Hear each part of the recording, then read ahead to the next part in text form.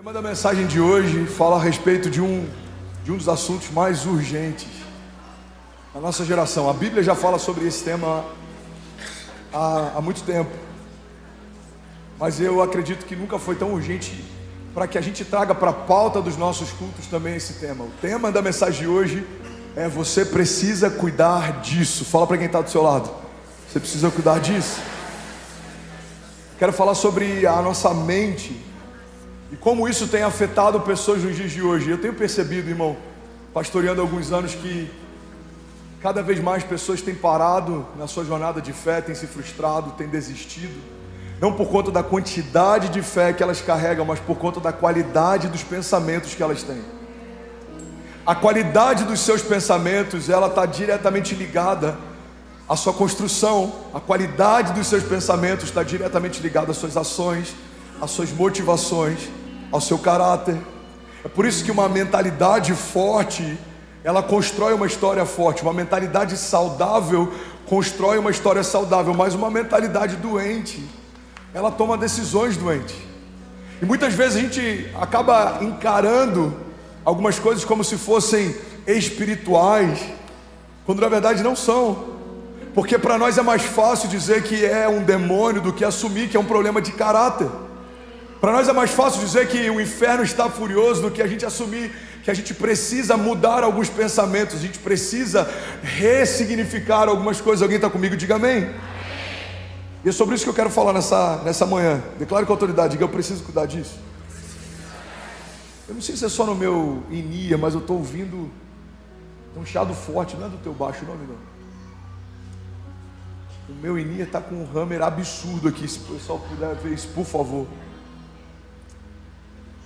Medo, ansiedade, necessidade de aprovação, a dependência emocional. Provérbios 4:23 diz: sobre tudo que se deve guardar, guarda o teu coração, porque dele procedem as fontes de vida.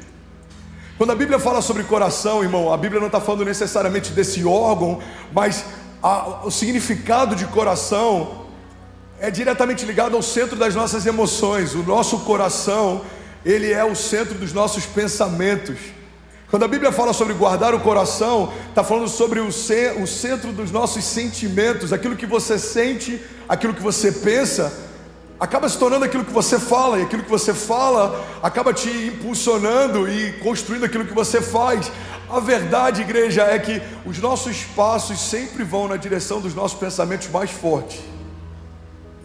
Precisamos enxergar a vida como Deus enxerga, para que a gente comece a falar com ela como Deus fala.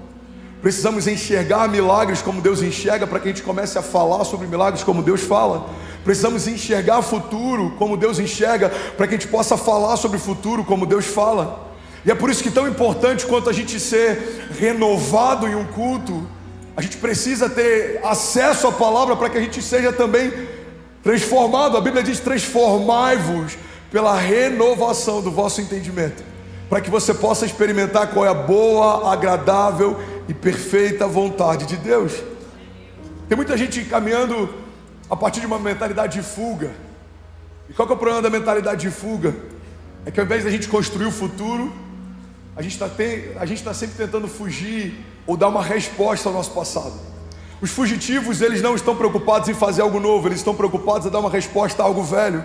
Os fugitivos não estão preocupados com a agenda de Deus para as próximas estações, eles estão preocupados em dar uma resposta a alguém que te feriu numa agenda passada.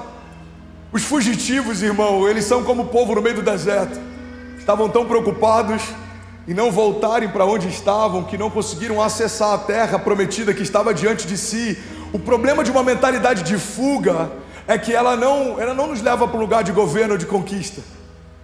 A gente só está preocupado em fugir da crise, fugir do medo, fugir dos gigantes, fugir do deserto, fugir das tempestades. Mas o chamado que Deus tem para nós não é um chamado de fuga, mas é um chamado de governo e autoridade. Ou seja, você não vai fugir de tempestades porque você adquiriu a arte e a autoridade para governar sobre todas elas.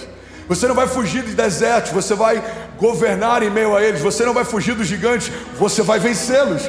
A Bíblia fala que quando o mar se fecha, quando os exércitos estão atrás do povo, Moisés ele age em fé e o mar se abre. A Bíblia diz que quando o gigante se levanta, Davi se posiciona e o gigante é abatido. A Bíblia diz que quando a fornalha é aquecida 7 vezes mais, os inimigos que tentam queimar os homens de Deus são queimados, mas os homens de Deus dançam no fogo. A Bíblia nos ensina em todo o tempo que não é sobre o cenário.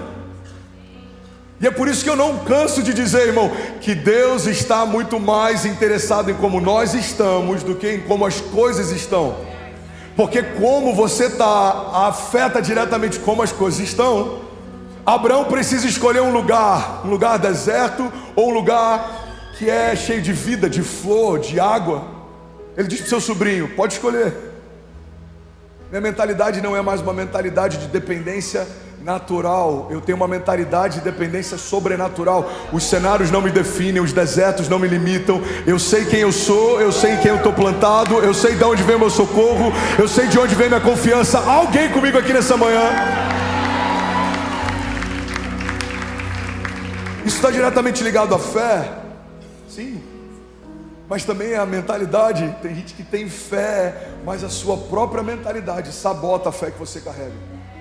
A sua fé te impulsiona a dar os primeiros passos. A sua mente faz você parar no meio da jornada.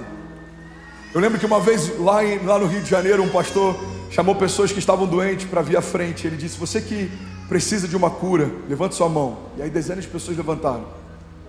Ele disse, você que crê que Jesus pode te curar, vem aqui à frente rápido. E aí um monte de gente foi correndo. E aí ele fez uma oração com eles. Ele falou, vocês não vão orar, eu vou orar por vocês. E ele orou por eles.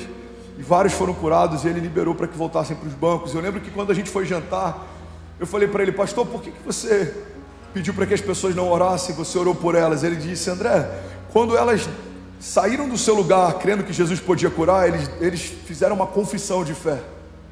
Mas muitas vezes a gente faz uma confissão de fé através do nosso posicionamento, mas logo em seguida a gente faz uma confissão de dúvida através da nossa mentalidade. Quantas pessoas foram curadas de fato pela fé, mas começam a achar que a doença voltou por conta de sintomas que nem existem, eles são só sensoriais.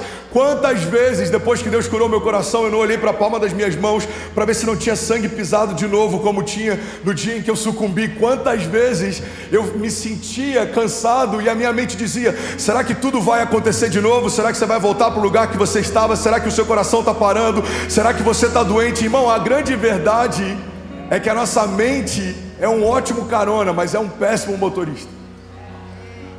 A mente vai acompanhar você na sua jornada de fé, mas ela não pode guiar você na sua jornada de fé, porque nós não nos movemos por aquilo que pensamos ou por aquilo que vemos, nós nos movemos por aquilo que cremos. É sobre uma firme convicção, não é sobre sentimento, é sobre uma firme convicção, não é sobre aquilo que eu acho. Os céus não se movem por aquilo que a gente acha, os céus se movem a partir de quem Jesus é. Então quando eu tenho a mentalidade dos céus, eu vivo as realidades dos céus. Quando eu tenho a mentalidade de Jesus, eu vivo a vontade de Jesus. Então eu preciso permitir que os meus sentimentos sejam colocados em segundo lugar, para que as minhas convicções comecem a governar a minha história. Alguém comigo aqui, diga amém. Deixa eu te liberar uma chave prática para a sua jornada.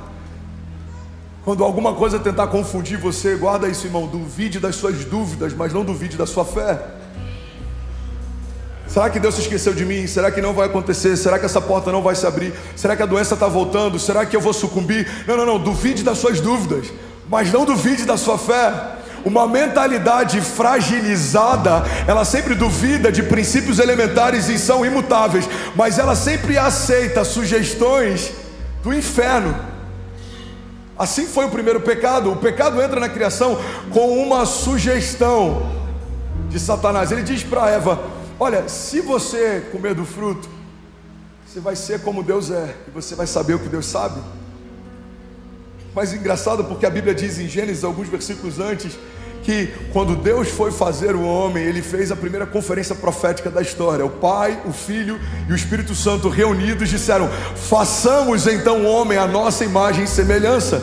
Irmão, Eva já era como Deus é, mas por não saber quem era, ela perdeu acesso tentando ser o que ela já era. Irmão, guarda isso. Quem não sabe quem é, pede acessos buscando ter o que já tem, se cansa tentando conquistar o que já recebeu. O inferno trabalha com sugestões. A primeira tentação de Jesus é muito parecida com a primeira tentação de Adão e Eva. Ele está 40 dias jejuando e aí Satanás se apresenta para ele e diz: se você de fato é o Filho de Deus, se você de fato é o Filho de Deus, irmão, guarda isso. A mente de Jesus estava tão cheia dos pensamentos dos céus que não tinha espaço para uma suposição do inferno. Ele acaba de ouvir do Pai: esse é o meu Filho amado, em quem eu tenho o meu prazer. Ele se recolhe por 40 dias ouvindo os céus. Então quando Satanás bate à porta da mente de Jesus, quem abre é o próprio Deus, dizendo: já está ocupado. O meu filho está cheio de pensamentos de paz, a identidade dele está bem firmada, ele sabe quem ele é, ele sabe o que ele pode, e ele sabe que não precisa fazer para ter acesso, ele tem acesso por quem ele é.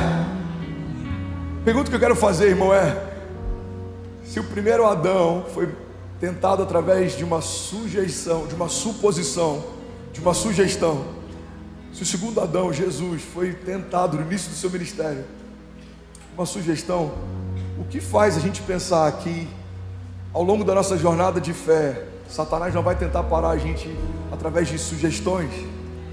Por que essa agenda que tenta sexualizar crianças e relativizar o gênero e o sexo desde pequenas, ela é tão perigosa? Alguns dizem que a nossa luta está sendo contra a escolha sexual de pessoas, mas na verdade a gente não tem problema nenhum com a escolha que qualquer um faz quando é maduro. O meu problema é quando uma agenda tenta sugerir que talvez você não tenha o gênero que você já sabe que tem, que você não seja quem você já sabe que é. Uma criança nasce e ela sabe que ela é macho ou que ela é fêmea, mas aí uma agenda sugere: pode ser que você não seja quem os seus pais disseram que você é. Então quem eu sou? Bom, existe um catálogo de possibilidades e você pode escolher. Irmão, guarda isso. O inferno sempre trabalha através de pluralidade, esse pluralismo, esse universalismo, essa subjetividade de ideias. Elas combatem o evangelho, porque o evangelho ele é puro, ele não se mistura. Então quando a gente mistura um pouco de graça com um pouco de lei, é como graça nenhuma, é como lei nenhuma. Quando a gente mistura um pouco de santidade com um pouco de pecado, é como santidade nenhuma. Quando a gente mistura alguns conceitos de fora com alguns fundamentos de dentro, irmão, são como conceitos nenhuns e como fundamentos nenhum. Por quê? Porque a verdade é que a fé, ela é imutável, ela não é negociável, ela não se mistura. Alguém está comigo? Diga amém. O que é uma heresia? Uma heresia não é uma mentira. Uma heresia é um conjunto de verdades com algumas mentiras. Heresia não é uma mentira, é um conjunto de verdades com algumas mentiras. E a gente vai aceitando alguns pensamentos, alguns conceitos, alguns fundamentos, e a gente vai se perdendo sem perceber, a gente vai relativizando sem perceber. Irmão, uma das maiores mentiras que o inferno tem contado nos dias de hoje é que Deus te aceita como você é. Não, Jesus não te aceita como você é. Porque se Ele te aceitasse como você é, Ele não precisaria ter morrido para que morresse quem você era. Não, Ele te recebe como você está. Ele te recebe. Ele não te aceita. Eu sou adúltero, Jesus me aceita como eu sou. Não. Ele te recebe como você está, mas Ele quer te levar para o lugar onde Ele está. Eu sou mentiroso, mas Jesus me aceita como eu sou. Não. Quem você é precisa morrer para que nasça o novo de Deus. A redenção é a ressurreição. É o novo de Deus triunfando sobre o velho. É o novo de Deus triunfando sobre o passado. Alguém comigo aqui, diga amém.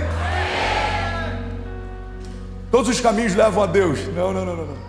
Só há um caminho que leva a Deus. A Bíblia diz: não há outro intercessor que nos conecte ao Pai, senão Jesus. O próprio Jesus disse: eu sou o caminho, a verdade e a vida, e ninguém vai ao Pai senão através de mim.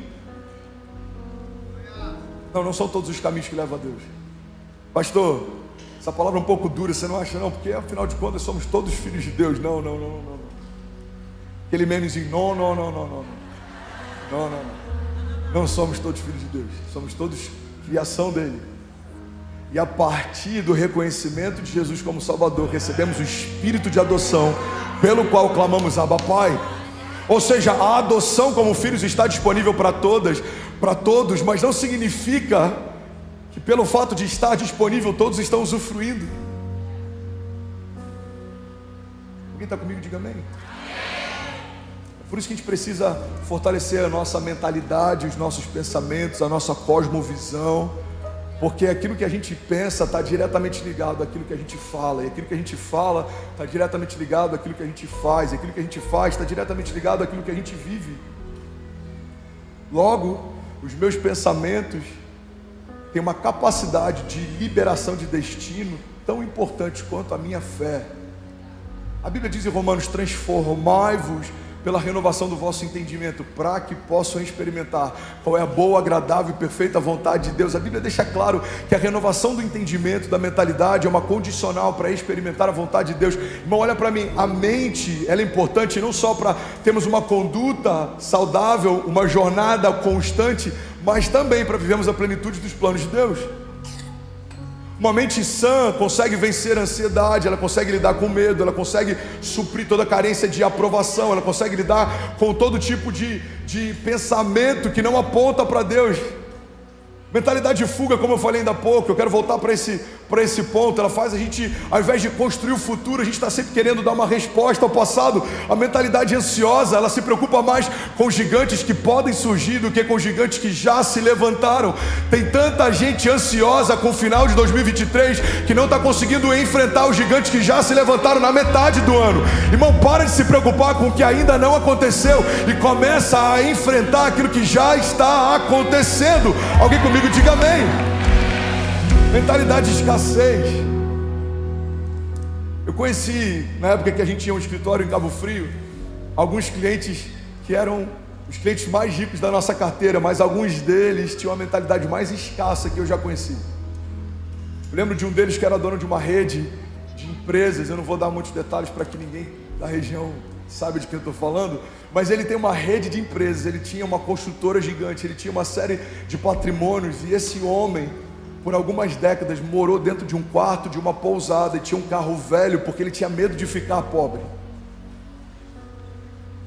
Um dos maiores patrimônios que a gente já gerenciou fazia parte de um homem que tinha medo de ficar pobre. E sabe o que eu aprendi depois que eu me converti e a minha visão foi aberta?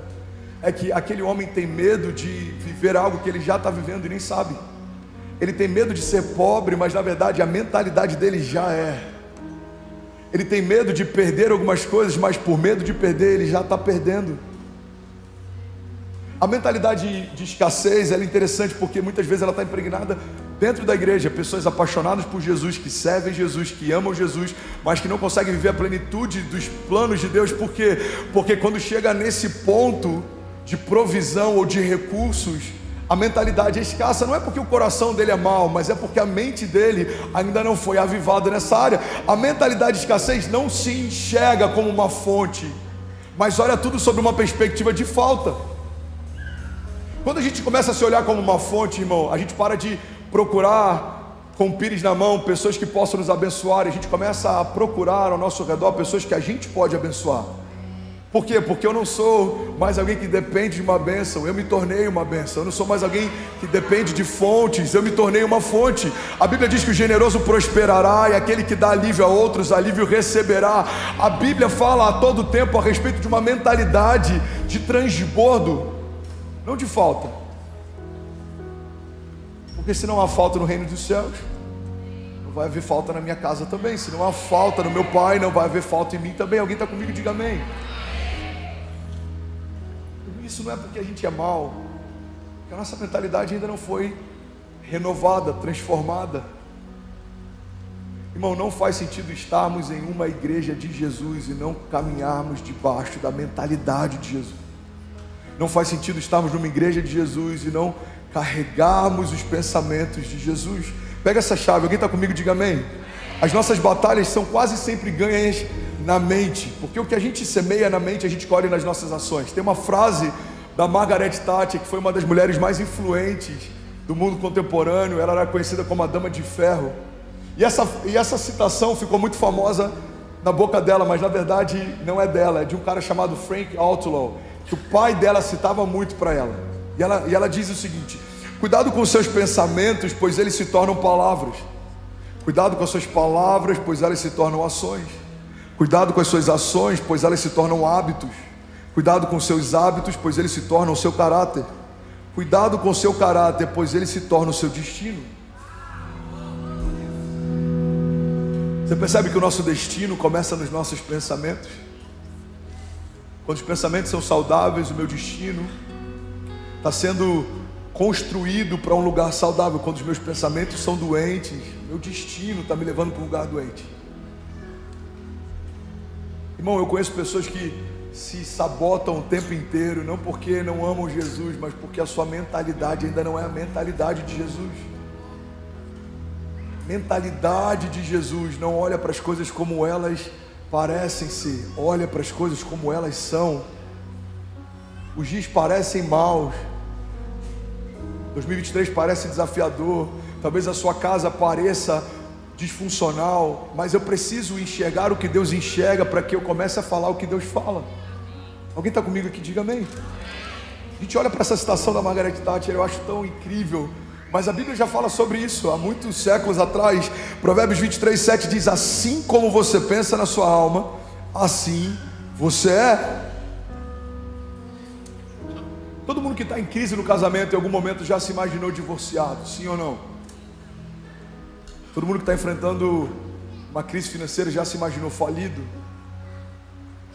Todo mundo que está vivendo um momento talvez conturbado, com pensamentos de morte, já se imaginou tirando a sua própria vida? Irmão, guarda isso. O inferno, ele trabalha de uma forma tão sutil, através de sugestões, que uma coisa que no início parecia bizarra, depois de um tempo ela começa a não assustar tanto. Primeira vez que uma pessoa que entrou numa crise de casamento se imaginou falido, se imaginou divorciado, aquilo parecia surreal, mas depois de algum tempo aquilo já não assusta mais. É assim que o inferno faz. Coisas que no início nos assustavam, depois de um tempo começam a não assustar mais. Conversas que no início nos incomodavam, depois de um tempo começam a não incomodar mais. Princípios que no início pensar em quebrá-los nos preocupavam, depois de algum tempo quebrá-los não nos incomodam mais. É por isso que a Bíblia diz que sobre tudo que se deve guardar, guarda o teu coração, porque dele procedem as fontes de vida. Dá o mesmo trabalho o tempo que eu gasto me imaginando divorciado, do tempo que eu gasto me imaginando restaurado por Deus. Dá o mesmo trabalho o tempo que eu gasto me imaginando falido e o tempo que eu gasto imaginando a provisão sobrenatural de Deus. Dá o mesmo tempo que eu gasto imaginando o final da minha história, eu posso gastar imaginando o recomeço e uma nova história com Deus. Mas quando a minha mentalidade não está renovada, ao invés de falar o que eu quero viver, eu gasto tempo só falando o que eu estou vivendo. Irmão, o que você está vivendo, você já sabe. Agora, o que você vai viver é o que você precisa declarar. A mentalidade de Jesus não fala sobre as coisas só na perspectiva de como elas estão, mas a partir de uma perspectiva de como elas estarão. E essa loucura do Evangelho, Deus sempre nos trata como a gente vai se tornar, mas as pessoas só nos enxergam como a gente é. Então Deus olha para Davi e já enxerga Davi como um rei. As pessoas olham para Saul e acreditam que Saul é o rei. O confronto das perspectivas faz com que a gente perceba que aos olhos de Deus o trono de Saul estava vazio, aos olhos de Deus Davi já estava comissionado, mas quem olhava para o trono via Saul. Por isso que a gente não pode olhar as coisas pela nossa perspectiva. Deus não vê como o homem vê, irmão. Deus olha um menino e já enxerga como um príncipe. Deus olha um escravo e já enxerga como governador. Deus olha um homem velho e já o chama de pai de multidões. Deus olha para um pescador e já o enxerga como um apóstolo. Deus olha para um perseguidor da igreja e já enxerga como um homem que vai ter as maiores revelações da nova aliança. A pergunta é: como Deus enxerga você? Será que você tem se enxergado como Deus te enxerga? Ou você tem se enxergado como você se vê no espelho? Irmão, eu me vejo no espelho e eu vejo muitas debilidades, eu vejo muitos desafios, eu vejo desafios emocionais, eu vejo desafios de todos os tipos, de todas as ordens. É por isso que todo homem de Deus, quando foi comissionado por Deus, olhou para si e disse para Deus: Deus, não tem como. Quando Moisés recebe um comissionamento, ele diz: Senhor, mas quem sou eu? A resposta de Deus para Moisés é: eu estarei com você. Se a minha mentalidade busca em mim as qualidades para cumprir o meu destino profético, eu sempre vou acreditar que não vai acontecer. Mas quando a minha mentalidade busca em Deus as respostas para o meu destino profético, eu sei que já aconteceu. Por quê? Porque não é sobre mim, é sobre Ele. Não é sobre o que eu penso, é sobre o que Ele fala. Não é sobre o que eu acho, é sobre o que Ele diz. Alguém comigo diga amém. Mais de 7.000 pessoas online agora. Você pode celebrar o que Jesus está fazendo?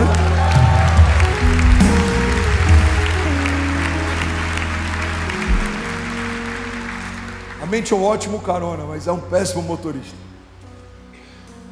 Olha que interessante, irmão. 1 Coríntios 1:20 diz: onde está o sábio? Onde está o erudito? Onde está o questionador dessa era? Acaso não tornou Deus louca a sabedoria desse mundo? Visto que na sabedoria de Deus o mundo não o conheceu por meio da sabedoria humana, agradou a Deus salvar aqueles que creem por meio da loucura da pregação. Os judeus pedem sinais miraculosos, os gregos procuram por sabedoria. Nós, porém, pregamos a Cristo crucificado, o qual de fato é escândalo para os judeus e loucura para os gentios.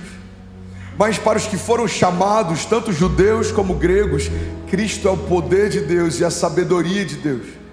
Porque a loucura de Deus é mais sábia do que a sabedoria humana, e a fraqueza de Deus é mais forte do que a força do homem. Irmãos, pensem no que vocês eram quando foram chamados.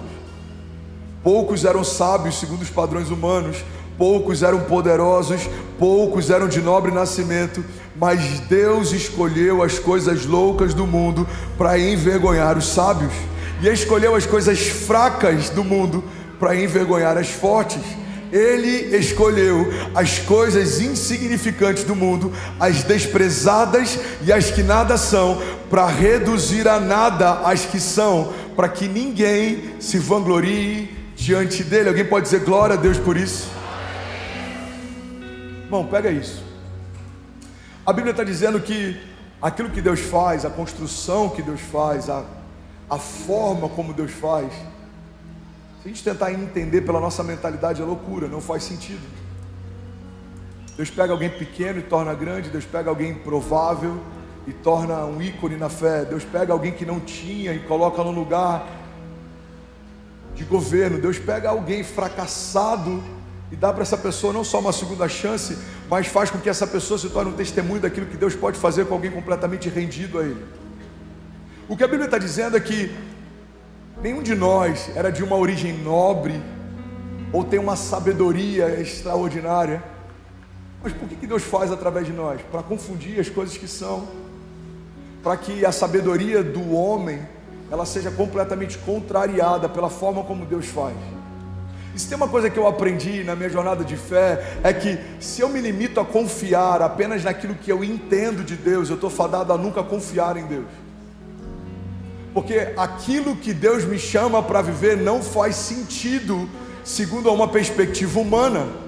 Tem gente que é tão racional que não consegue viver milagres. Por quê? Pastor, eu só consigo me mover se eu entender. Então você não vai viver nada com Deus, porque aquilo que Deus faz confunde a sabedoria humana. Aquilo que Deus faz, Ele não precisa prestar contas antes de fazer. Deus não precisa nos provar que é Deus para fazer aquilo que só Deus faria. Quando Ele diz para Abraão que Ele quer fazer algo novo, Ele não diz como vai ser, Ele só diz o que Ele não quer mais que Abraão viva. Abraão, sai da sua terra, sai da sua parentela e vai para um lugar que eu te mostrarei. Quando Jesus chama Pedro, Ele não mostra todo o projeto, o trajeto, o plano, o itinerário, o mapa. Ele só fala: Pedro, se você largar tudo isso, eu vou te tornar um pescador de homens. Jesus, mas o que significa isso? Vem, que no caminho eu te explico. Quando Ele fala com Saulo no caminho de Damasco, a pergunta dele é: por que me persegues?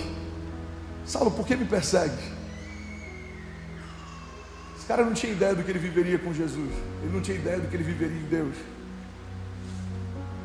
E assim são os nossos maiores milagres. Assim é o nosso maior romper. Guarda isso, irmão.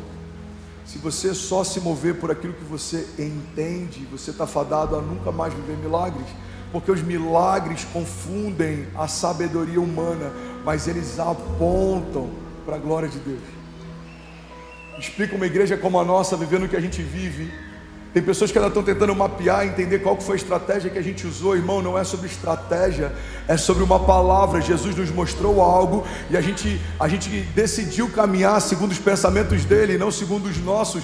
Os nossos pensamentos em todo momento dizem: é grande demais, é caro demais, é rápido demais, é pesado demais. Mas os pensamentos de Deus a respeito dessa obra é: sou eu quem faço, sou eu quem pago, sou eu quem opero, sou eu quem sustento, sou eu quem sopro, sou eu quem falo, sou eu quem inspiro. É sobre mim, não é sobre você. Alguém está comigo aqui? Diga amém.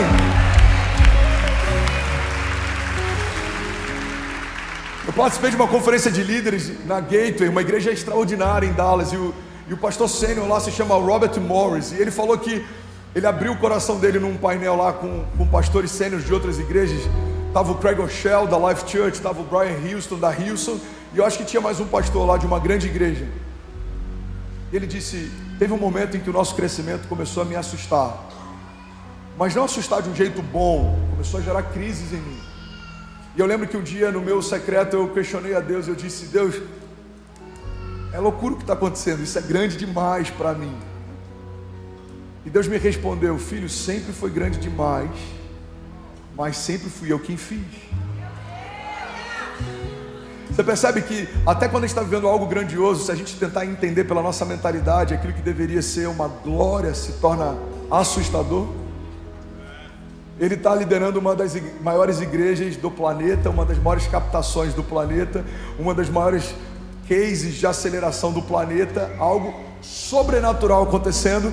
Mas quando a gente tenta entender o que Deus faz através da nossa mentalidade, isso não nos abençoa, pelo contrário, isso nos assusta. Imagina José governando no tempo de seca. Se ele olha para aquela oportunidade que ele recebeu de Deus, com a mentalidade dele, ele vai falar: meu Deus, eu vou errar. Se eu errar, todo mundo vai morrer de fome. Se eu fracassar, se eu tiver entendido errado, se eu não tiver revelado o sonho certo, todo mundo vai morrer. A história vai falar a respeito desse fracasso. Mas quando ele caminha debaixo de uma mentalidade de Deus, a grandiosidade não assusta. Por quê? Porque um Deus grande nos chamou para caminhar em grandeza. A grandeza para aqueles que estão em Jesus não é um problema, é uma graça. Todo homem de Deus, plantado nos sonhos de Deus, que se move por uma mentalidade de Deus, viveu algo extraordinário. Abraão se tornou tão poderoso que os reis ao seu redor começaram a ficar preocupados. Enviaram inclusive comissários para dizer: olha, avisa para ele que nós estamos em missão de paz. Por quê? Porque ele se tornou poderoso demais, e aqueles que estavam ao seu redor começaram a temê-lo. José, ele não sai de um lugar de escravidão para simplesmente se tornar um homem livre. Não, ele sai de um lugar de escravidão para se tornar um homem que lidera todo o povo livre. Jesus não sai de uma manjedoura só para viver uma história comum. Jesus sai de um lugar emprestado para manifestar a redenção que dividiria a história entre antes e depois dele. Paulo não sai de um lugar de perseguidor da igreja para um lugar de neutralidade em relação à igreja. Não, Paulo sai de um lugar de perseguidor da igreja para um lugar agora em que ele se torna plantador de igreja. André, onde é que você quer chegar? Eu quero chegar num ponto simples. Quando a gente permite que Deus ressignifique a nossa mentalidade, a gente não vai sair de um lugar de ansiedade para neutralidade, um lugar de medo para neutralidade, um lugar de escassez para neutralidade, um lugar de fuga para neutralidade. O que o Evangelho vai fazer em nós não é nos levar para um lugar de neutralidade. Deus não te chamou para ser neutro. Deus quer levar você de um lugar de escassez para transbordo, de um lugar de medo para coragem, de um lugar de ansiedade para paz que excede todo o entendimento, de um lugar de cativeiro para um lugar de governo. Irmão, o que Deus tem para nós não faz sentido segundo as nossas agendas, mas se faz sentido para quem prometeu, é isso que importa. Fala para quem está do seu lado: não precisa fazer sentido para ninguém, se faz sentido para quem me prometeu. Alguém está comigo aqui? Diga amém. Precisamos, irmão, permitir que os céus invadam a nossa mentalidade a ponto dos nossos pensamentos se tornarem os pensamentos dele. Porque se nós tivermos fé, mas a nossa mente sufocar essa semente, a gente vai ter uma jornada inconstante. Você crê que vai acontecer, mas em algum momento você aceita a ideia de que pode ser que não aconteça. Você crê que aquela porta vai se abrir, mas em algum momento você aceita a ideia de que pode ser que ela não se abra. Você crê que Deus vai te prosperar, mas em algum momento você aceita a ideia de que talvez não seja para você essa história de prosperidade. Tão importante quanto a fé que a gente tem são os pensamentos que a gente carrega. Sobre tudo que se deve guardar, guarda o centro das suas emoções, porque dele dependem as fontes de vida. Sabe outro fundamento, princípio importante a respeito da nossa mentalidade? É que é impossível você ter uma vida positiva se você tem uma mentalidade negativa. Irmão, olha para mim, alguém está recebendo algo de Deus? Isso é o melhor que eu consigo sobre mentalidade 9 da manhã. Para mim é quase madrugada, eu vou dormir normalmente às 4, mas eu acho que alguém está pegando algo aqui que está fazendo sentido, amém? Você está recebendo? É impossível ter uma vida positiva se eu tenho uma mentalidade negativa. É impossível ter uma vida de milagre se eu tenho uma mentalidade natural. Por que a gente vive? Eu vou falar agora com muito temor da nossa igreja e do que eu tenho vivido liderando essa casa nesse último ano. Existem inúmeros momentos, irmão, que a gente fala sobre um lugar que a gente vai e as opiniões ao nosso redor são: pastor, você não acha que isso é muito? Você não acha que é difícil? Você não acha que é um desafio? Você não acha... É nesse momento que a gente tem que escolher se a gente vai se pautar pelo que a gente acha ou por aquilo que Deus já falou. Porque eu acho que é muito grande, eu acho que é muito caro, eu acho que é muito pesado, eu acho que é muito difícil, eu acho que a gente não tem o que precisa para viver o que Deus está dizendo que a gente vai viver, eu acho que não tem pastores suficientes, eu acho que não tem voluntários suficientes, eu acho tudo isso. Mas eu prefiro ficar com uma palavra do que com um sentimento. Deus disse: eu vou fazer, apesar de vocês, eu vou cumprir o que prometi, eu vou alargar suas tendas, eu vou fazer vocês prosperarem nessa terra, eu vou soprar vocês sobre a nação, eu vou gerar o epicentro de uma onda de avivamento. Irmão, quando Deus diz eu vou fazer, esquece o que você acha e fica com aquilo que Ele fala. A gente olha para o milagre de Lázaro, olha que coisa extraordinária. Jesus fala: Lázaro, vem para fora, e todo mundo fica assustado. Um homem chamando um morto para fora. Agora, o que é mais assustador não é a fé de Jesus, é o que acontece depois que ele chama Lázaro. Sabe o que a Bíblia diz? Que Lázaro veio para fora. Pastor, eu já entendi. Quando Jesus disse, Lázaro ouviu ele gritando lá fora e veio para fora. Não. Não tem a ver com o que Lázaro ouviu, tem a ver com aquilo que Jesus falou. Irmão, guarda isso. O que você vai viver não está ligado àquilo que você sente, está ligado àquilo que Deus fala. É por isso que a gente precisa colocar os nossos sentimentos no lugar deles devido, para que a voz de Deus ocupe um lugar de centralidade. Uma fé racional não é a mesma coisa que uma fé sensorial. Uma fé sensorial, ela depende de sentimento. Uma fé emocional não é esse tipo de fé que Deus está nos chamando, porque uma fé sensorial, ela sucumbe no dia mal. Uma fé sensorial, ela desiste quando pessoas se levantam contra você. Uma fé sensorial, ela depende de aprovação. O problema da gente depender de aprovação para se mover é que a rejeição vai nos parar. Agora, uma fé racional não tem a ver com aquilo que eu sinto, não tem a ver com aquilo que eu acho, tem a ver com aquilo que Deus fala. Se Deus disse que vai fazer, Ele vai fazer. Se Deus disse que vai cumprir, Ele vai cumprir. Se Deus disse que vai abrir, Ele vai abrir. Se Deus disse que vai curar, Ele vai curar. Alguém comigo aqui, diga amém. O medo é o pior dos conselheiros, irmão. O medo sempre vai te dizer: não tem como, não vai conseguir, não vai abrir, não vai acontecer, não vai prosperar, não vai se cumprir. O medo é o pior dos conselheiros. Mas 2 Coríntios 5,7 diz: vivemos por fé e não por aquilo que vemos. O que é a fé, igreja? A fé é pensar o que Deus pensa e falar o que Deus fala. Eu estou diante de uma doença, como Deus pensa? Deus pensa a vida, eu vou falar a vida. Eu estou diante de uma crise, como Deus pensa? Deus pensa paz, eu vou falar paz.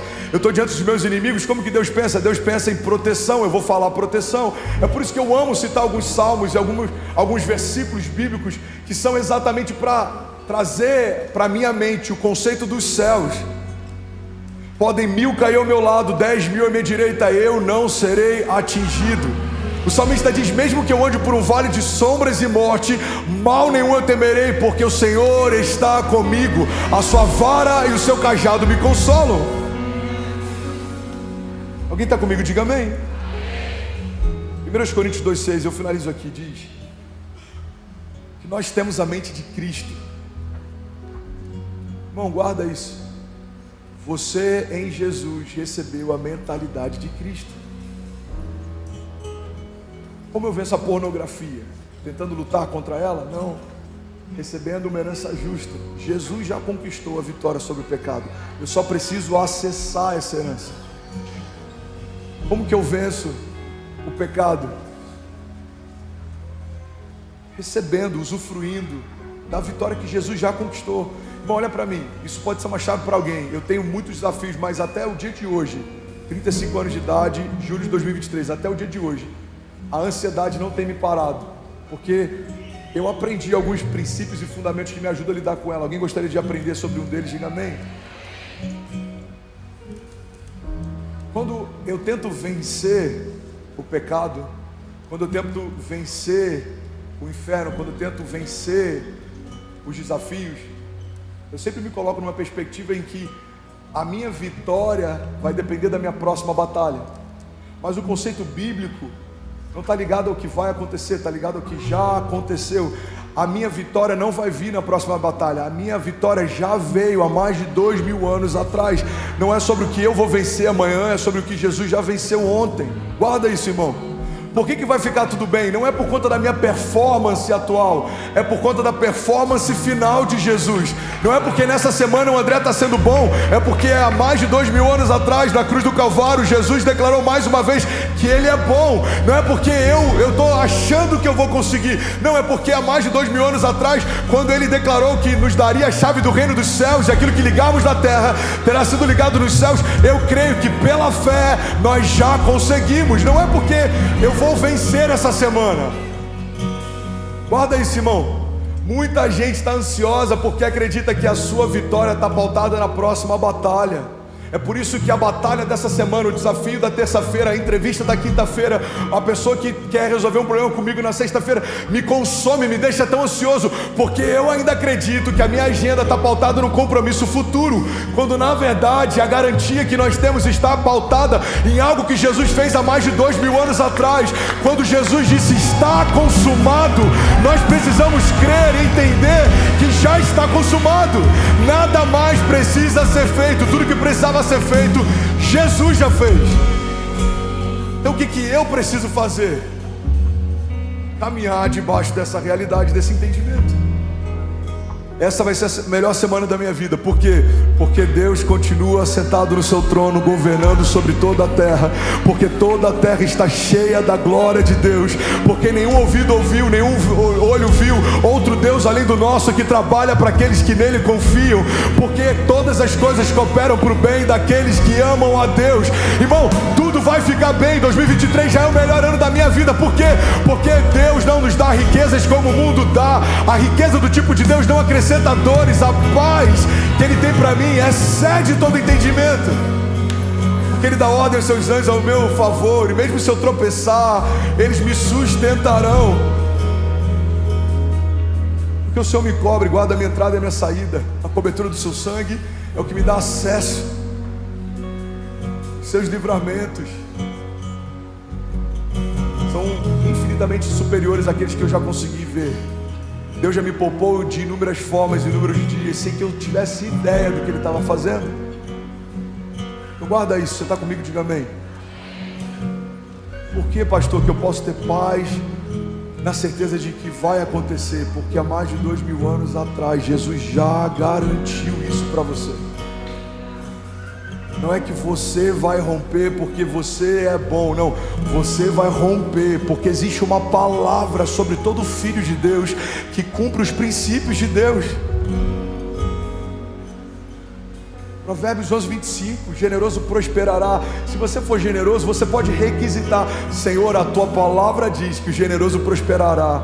prosperará. O Senhor está vendo a minha jornada, o Senhor está vendo tudo que eu tenho feito. Jesus, dentro do que eu posso, eu tenho sido o mais generoso possível, e eu anseio pela prosperidade que a tua palavra me garante. Não é mais uma ansiedade do tipo, vai acontecer, será que vai saber? Não. Senhor, eu continuo aguardando o cumprimento da tua promessa. O Senhor é fiel em todas as suas promessas. O Senhor disse que me daria uma família incrível, e eu não aceito a realidade que eu estou vendo com os meus olhos naturais. Senhor, eu não aceito o divórcio. Senhor, eu não aceito a crise. Senhor, eu não aceito a doença. Eu não aceito o tumor. Os médicos dizem que o quadro é terminal, mas a última palavra continua sendo sua. Os meus amigos não acreditam que eu vou conseguir romper, mas a tua palavra me garante que o Senhor não apaga o pavio que fumega, nem quebra a cana que está amassada. A tua palavra me garante que existe uma última palavra que vem da sua boca, e eu me agarro a ela, e eu descanso nela, e eu espero por ela. 1 Coríntios 2,6, eu finalizo aqui, diz assim: todavia falamos sabedoria entre os perfeitos? Não, porém a sabedoria desse mundo, nem dos príncipes desse mundo que se aniquilam, mas falamos a sabedoria de Deus, oculta em mistério, a qual Deus ordenou antes dos séculos para a nossa glória, a qual nenhum dos príncipes desse mundo conheceu, porque se a conhecessem, nunca crucificariam ao Senhor da glória. Mas como está escrito, as coisas que o olho não viu e o ouvido não ouviu e não subiram ao coração do homem, são as que Deus preparou para aqueles que o amam. Mas Deus nos revelou pelo seu Espírito, porque o Espírito penetra todas as coisas, ainda as profundezas de Deus. Porque qual dos homens sabe as coisas do homem, senão o Espírito do homem que nele está? Assim também ninguém sabe as coisas de Deus, senão o Espírito de Deus. Mas nós não recebemos o Espírito do mundo, mas o Espírito que provém de Deus, para que pudéssemos conhecer o que nos é dado gratuitamente por Deus, as quais também falamos, não com palavras que a sabedoria humana ensina, mas com as que o Espírito Santo ensina, comparando as coisas espirituais com as espirituais. Ora, o homem natural não compreende as coisas do Espírito de Deus, porque lhe parecem loucura, e não pode entendê-las, porque elas se discernem espiritualmente. Mas o que é espiritual discerne bem tudo, e ele de ninguém é discernido, porque quem conheceu a mente do Senhor para que possa instruí-lo? E ele finaliza dizendo: mas nós temos a mente de Cristo. Alguém pode dizer glória a Deus por isso? Não, irmão, se você entendeu o que a palavra está dizendo, será que alguém pode dar um brado de liberdade aqui nessa manhã?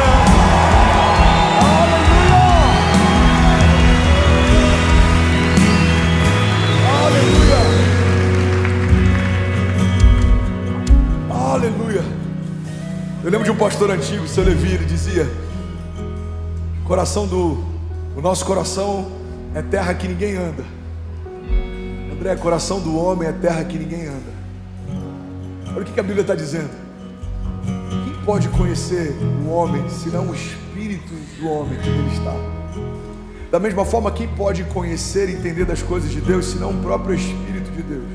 O que ele está dizendo é o seguinte: assim como o nosso Espírito sabe das nossas coisas, o Espírito de Deus sabe das coisas de Deus.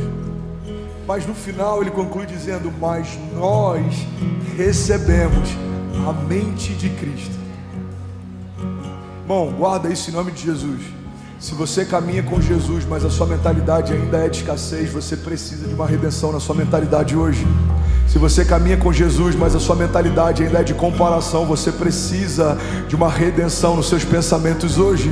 Se você caminha com Jesus, mas a sua mentalidade é de vingança, você não consegue liberar perdão para ninguém, você precisa de uma redenção nos seus pensamentos hoje. Se você caminha com Jesus, mas sempre acha que não vai dar, não vai acontecer, não vai se cumprir, você precisa de uma redenção nos seus pensamentos hoje. Se você caminha com Jesus, mas você sempre tem uma opinião que é cítrica, que é ácida, que é crítica, que é estéril, mas você não consegue romper, você não consegue viver as suas próprias promessas, porque está sempre avaliando a construção da história do outro. Você precisa viver uma redenção nos seus pensamentos hoje, porque o que Deus tem para nós não são só promessas que a gente ouve, o que Deus tem para nós são promessas que a gente vive. Você não vai ficar numa igreja há anos ouvindo sobre promessas que não vão se cumprir. Você precisa se posicionar e declarar: Jesus, eu não quero ser um ouvinte das promessas, eu quero viver cada uma delas. Eu não quero ouvir sobre avivamento, eu quero viver avivamento. Eu não quero só ouvir sobre milagres, eu quero viver milagres. Eu não quero só ouvir sobre prosperidade, eu quero ser próspero. Eu não quero ouvir sobre liberdade só, eu quero ser livre. Talvez a ansiedade tenha parado você, talvez o medo tenha parado você, talvez opiniões tenham parado você, talvez traumas tenham parado você. Coisas que você ouviu do seu pai, coisas que você ouviu da sua mãe, coisas que você ouviu na sua infância, coisas que você ouviu do seu primeiro chefe, coisas que você ouviu nessa semana, coisas que você ouviu do seu antigo pastor. Irmão, olha para mim. Tudo isso é sentimento. Eu lembro que eu estava encorajando uma pessoa uma vez no gabinete. Ele falou: pastor, eu acredito em tudo que você está falando, mas eu ainda sinto medo. Eu falei: pois é, você sente. Medo a gente sente, porque medo é um sentimento. Mas o que Deus diz a seu respeito não é um sentimento de Deus, é uma liberação de Deus.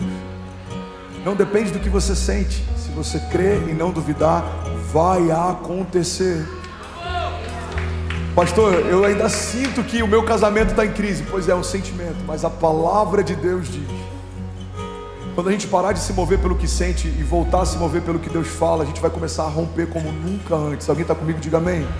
E aí, tudo bem? Você acabou agora de assistir um vídeo. Se você ainda não está inscrito, já se inscreve também no nosso canal, ativa esse sininho aqui embaixo de notificação, e toda vez que eu fizer uma live ou estiver transmitindo uma mensagem ao vivo, você vai ser um dos primeiros a saber. Mas eu deixei mais 2 indicações aqui que eu espero que façam muito sentido para você. Então já aproveita e clica para assistir a próxima mensagem, beleza? Seja bem-vindo ao time de incendiários, e eu espero de verdade que essas mensagens mudem a sua vida como elas têm mudado a minha também. Até a próxima. Valeu!